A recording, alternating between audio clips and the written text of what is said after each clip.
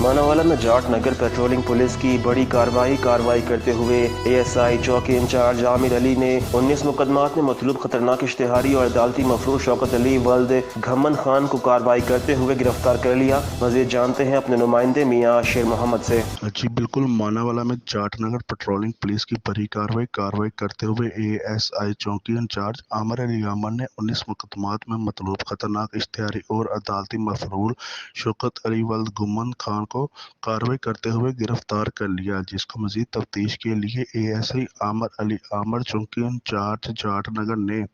SHO थाना शाहकोट के हवाले कर दिया, जिस पर इलाका के शहरियों ने चौकी इंचार्ज आमिर अली आमर की इस कार्रवाई पर इनको खराज तहसीन पेश किया। इस मौके पर SSP patrolling Lahore region Syed Karamat Hussain बहारी,